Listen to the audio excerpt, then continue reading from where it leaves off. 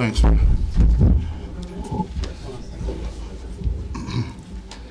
Chris, yep.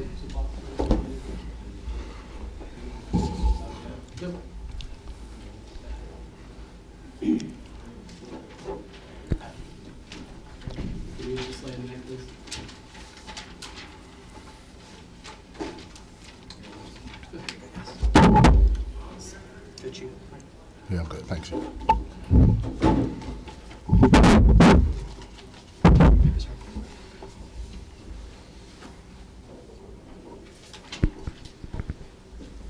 Coach Lonnie Blow from Virginia State, joined by Javon Moore and Ciante Melvin. Coach, first of all, congratulations on the victory today. If you would just open it up with some comments about today's victory. Thank you very much. You know, I thought we played hard, competed at a high level. You know, the first half, I thought we did some good things. We took care of the ball. You know, they like the pressure and forced turnovers. And first half, we took care of the ball and didn't take care of it that well the second half. But first half, I thought we did some good stuff. You know, we got a little working lead down there near the end of the first half, and you know, made a couple bad plays there and kind of gave them momentum going into the first half. But you know, we talked about coming out the second half and kind of, you know, regaining the momentum, but they came out and jumped on us again the second half, and so we had to kind of weather that storm and kind of get ourselves together, and I thought we did that. But, you know, for the most part all night we guarded them. You know, they're a team that averages about 90 points a game, and I thought we did a really good job on the defensive end, making it tough for them. Questions? For Ciante, you going to get a poster of that dunk? You said, am I going to get a poster? Yeah, you're going to get a poster of that? I ain't planning on it. And, tell me about that play, though. You had some space, and he closed on you pretty quick. What were you seeing? Well, I seen my teammate was right behind him, and I was like, if he closed out on me quick enough, I was going to pass it to him. But if he waited late, then I was just going to try to dunk it, and that's just what happened. Lonnie, how much momentum did you guys get out of that? It almost seemed like that was kind of the point, but you put it away. Yeah, we did. You know, it kind of got us excited a little bit, and you know, we did some good things. But I think that, you know, late in the game, they made some big three-pointers and some big shots to kind of close the lead, and we just didn't panic, and kept doing the things we need to do to be successful. I thought we attacked their press pretty well and got some easy buckets in transition, and that's what we try to do when we're pressed. How were you able to get Kevin open like that against that press? Just ball movement, player movement, and again, trying to attack it. A lot of teams, you know, against the press, they just try to get it down the floor, and if you do that, you're playing into their hands. So we try to attack against the press and get easy baskets if we can, and if we don't have it, then we try to pull it out and run our offense. Coach, after those first two shots in the second half, you held Fairmont to 3 of 13 for about a 7 or so minute stretch. What was clicking on the defensive end, or if the other players want to address that? You want to? We was just we knew our defense is the key to win the game, so we knew we had to lock down all the shooters and close out all the shooters, and if we did that, we was going to be successful. So we did that, and we're here. All right, you go back a couple weeks to Charlotte, you win the DII tournament. I mean, how much was there any advantage or disadvantage to having that extended break compared to the other teams in the region? Yeah, it's always a disadvantage. I was concerned about, you know, how we'd start the game because we haven't played in 2 weeks, and that's a long time to, you know, try to be out of game mode. And we've been practicing hard, but you can't really, you know, simulate the game in practice. So I was concerned about that coming in, but that 2 weeks is always a tough time because, especially coming off a championship, when you got to kind of get the guys back grounded again, and you know, they're celebrating and getting all the congratulations and things like that. But we did a good job last week. I think one thing that helped us last week, it was spring break, so the campus was pretty much empty, and I had them all to myself. The other also similar vein. This is the first win in the regionals for CIAA teams since Shaw reached the Atlantic Regional title game in 2012. How big of a statement game was this, not just for Virginia State, but for the CIAA? You know, I think it was, you know, a statement, but, you know, we really don't get caught up in that. You know, we just try to do what we can do. We can't worry about the past, anything like that. We just try to, you know, be ourselves and play the way we're capable of playing. So, you know, it's good to win. It's good for our conference, good for our league and all that. But as far as, you know, getting caught up in, you know, the past, we really don't. And I think all year we've had a lot of first and a lot of, you know, success that's been a long time coming and things like that. So we just try to stay grounded, stay humble, stay hungry, and keep getting better.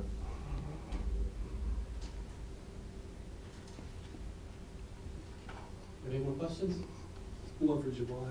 On the defensive piece, you know, you were tasked with guarding a couple of guys who've had a lot of success this season. It seemed like from the start of the game, you guys have great intensity defensively. Tell me about your personal game plan to guard those guys.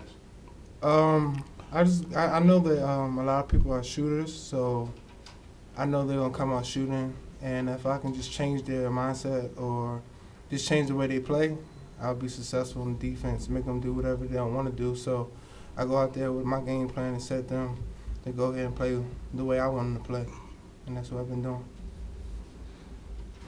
One last question for Ciante. During the CIAA tournament, coach was talking about how deep this team is, how really no ego. Said tonight seemed to be your night. I mean, talk about how adapting to your role on this squad.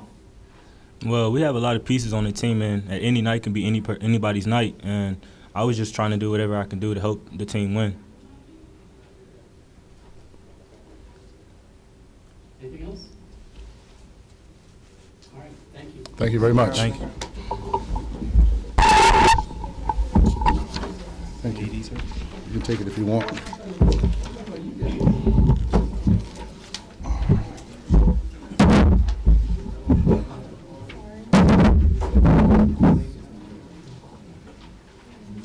But Coach, if you could just start us out with an opening comment about today's game. Yeah, I think you got to congratulate Virginia State. You know, I thought they played really, really hard. You know, their length really gave us a lot of problems. But you know, it's the NCAA tournament. It's win or go home, and you know the sad part is we got a good senior in Jamel that's had a good little run. But at the end of the day, this group has been unable to get it done on a big stage. You know, we had a great regular season and really fizzled out the last 2 weeks of the season. So it makes, you know, as a coach and as a competitor, it makes for a very long, miserable off season. You know, but couldn't throw it in the ocean when you shoot 37% from the field and 28% from three. You either had a bad shooting day or you're not a big time player. You can't perform under pressure. I'm not sure that answer, but hats off to Virginia State. I was hoping that, you know, it'd be an all MEC semifinal. That way we definitely get somebody in, but I think we will anyways, but we'll see how it plays out. So any questions?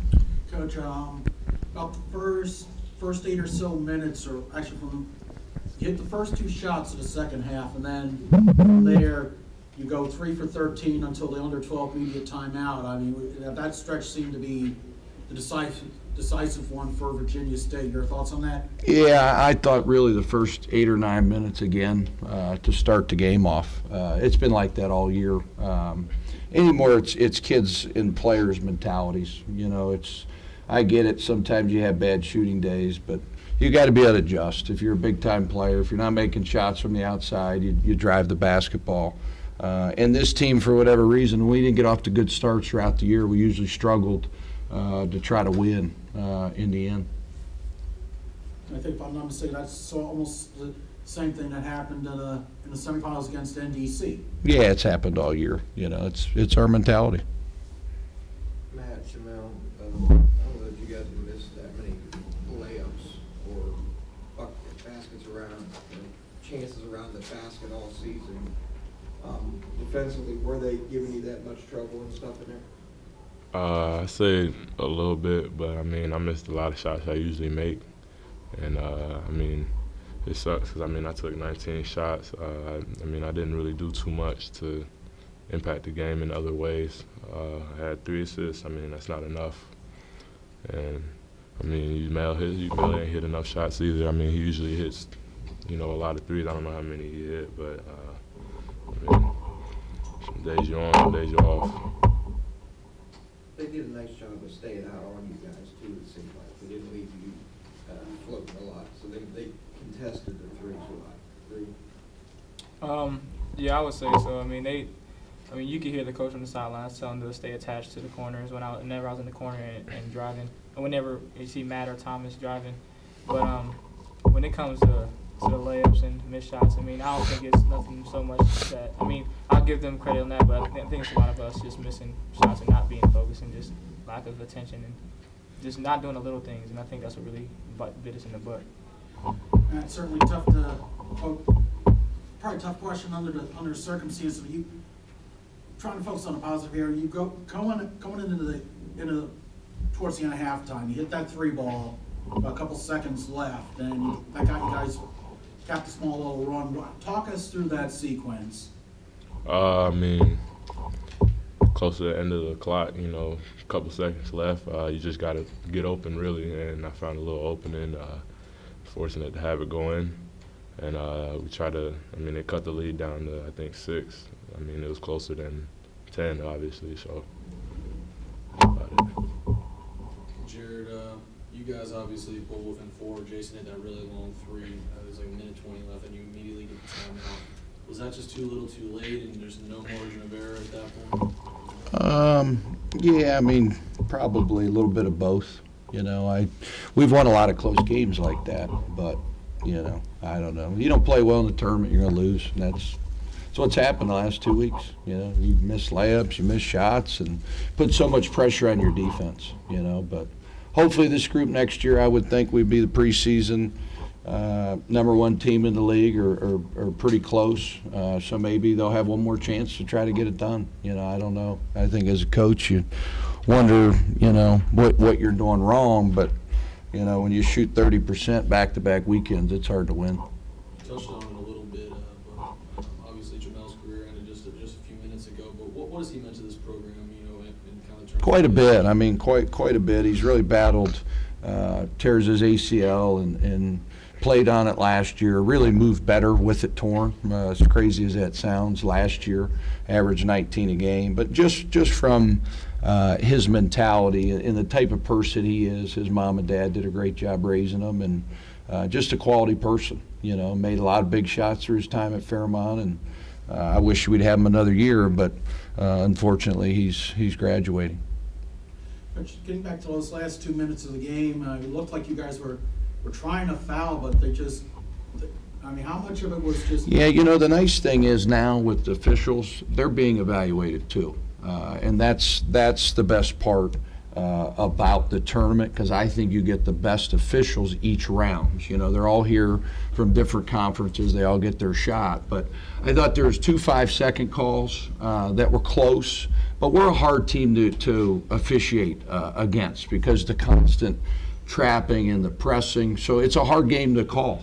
It really is. And but I thought for the most part they were pretty consistent.